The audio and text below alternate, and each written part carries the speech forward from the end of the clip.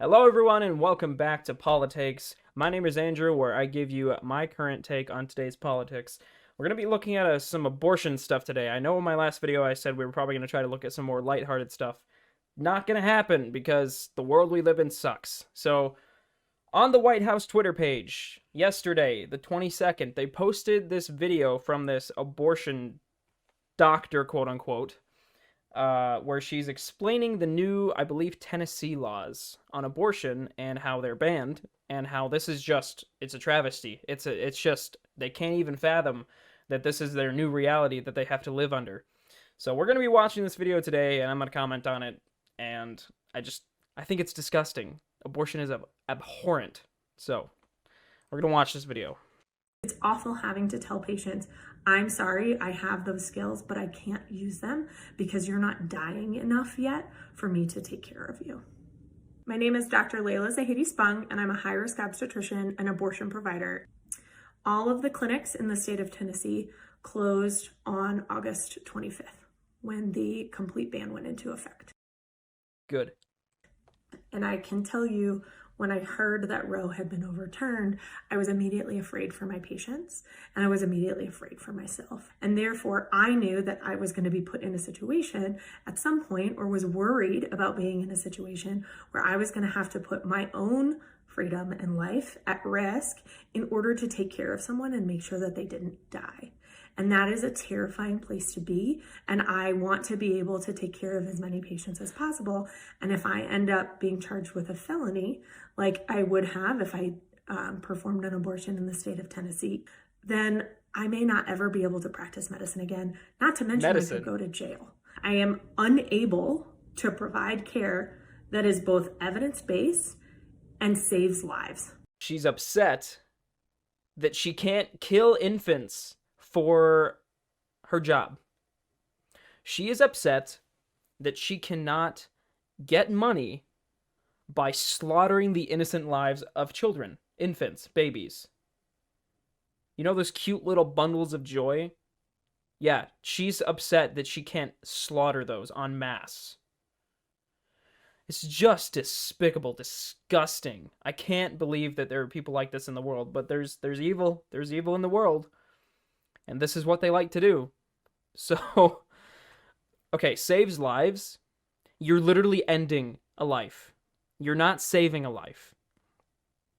Okay, there are very, very small percentages of women who are in a life-threatening situation with a child. However, that doesn't mean you have to kill the infant. You can attempt to birth the child. Now, if there's a very high likelihood, a very high chance that that child won't make it through that procedure, that's unfortunate and it's a tragedy. That does not constitute an abortion. That in itself, that example right there, that's not an abortion. You know, they have to do whatever they can to save the life of the mother, and they're doing what they can to save the life of the child. That's not an abortion. If the child dies, that's terrible. But at least try to save the kid's life. Let's pick this apart.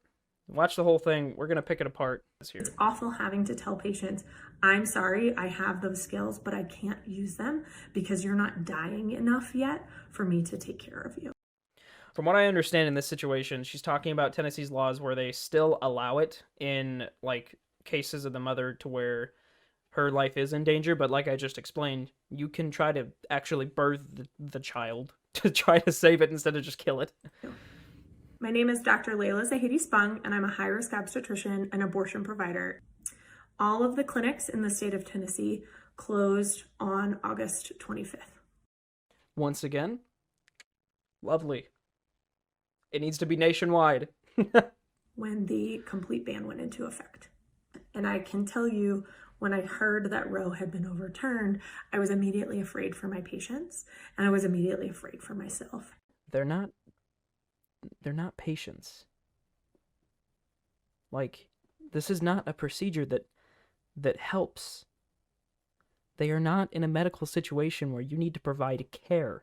This is not health care.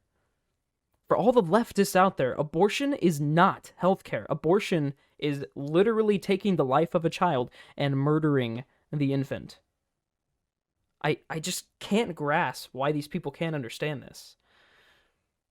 Obviously, because they don't think life begins at conception, but beyond that, in the leftist terms, it's at least going to be a kid. You're still snuffing out a potential life. And therefore, I knew that I was going to be put in a situation at some point, or was worried about being in a situation. I do like how she circumvents what she's saying here. She said, "Oh, I knew I was going to be in a situation." No. Sorry, I was worried I was going to be put in a situation, as if she's completely willing to do this if it's against the law. Where I was going to have to put my own freedom and life at risk in order to take care of someone and make sure that they didn't die. I love how the White House is pushing this narrative to where abortion is now illegal across these many states, and now there's going to be so many women who are going to have back alley abortions and put their lives at risk. Okay, even if that is the case, let's say you have 1 million abortions a year and you've reduced it to 10,000 because of these 10,000 women who still want to go get a back alley abortion. You've still saved 990,000 lives a year. That's a net positive. And that is a terrifying place to be. And I think what's more terrifying is being a child in the position of, oh, I'm getting ready to get ripped apart or sucked out of my mother by a vacuum. Or even the chemical abortions, like, sure, the kid's not cognizant yet, but still. Want to be able to take care of as many patients as possible. And if I end up being charged with a felony, like I would have if I performed an abortion in the state of Tennessee, then I may not ever be able to practice medicine again. Not to mention I could go to jail. 2 things. It's not medicine. Actually, 3 things. 1, it's not medicine. 2, I would hope you would go to jail. And 3, it sounds like she's completely willing to do this. Like, the police need to keep an eye on this woman. She's low-key admitting that if she was put in this situation, she's totally fine with performing an abortion. I am unable to provide care that is both evidence-based and saves lives. Show me the evidence that it's healthcare and it literally does not save lives. It is literally killing a life. Snuffing out an infant. I can't grasp it. I just don't get it. I don't know what else to say. This is just abhorrent and it's evil, and I hope this woman changes what she does for a living. She's saying that she wouldn't be able to provide care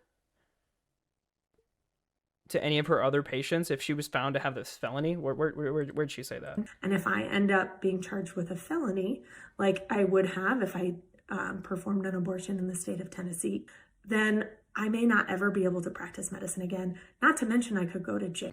It's not medicine. And if you were charged with a felony in the state of Tennessee for performing an abortion when it's illegal, not only are you, banned for practicing quote-unquote medicine, your profession is the slaughter of infants. You're not going to be able to transfer any of your knowledge to any other actual healthcare profession. You're just entirely in the business, the profitable business of genocidal infanticide. Abortion is one of my top issues, so I get pretty heated if you can't tell. That's pretty much it for this video. I wanted to share the fact that the White House is sharing this on their official page. Obviously, we know that Biden and Kamala Harris are fully in support of abortion, genocidal infanticide. I like how Biden, he says he's a Catholic. Bruh, you support infanticide on a genocidal scale. Let's just look up real quick how many abortions in the US to date. Let's look at that. Just a quick Google search, abortion statistics. So this is interesting. I don't have a full number here, but from 1973 to 2020, they started off at about 616,000 in a year, 855,000, 1.2 million, stayed around the millions for a while, and then it's been on the decline. That's interesting. I wonder how birth control goes into effect there.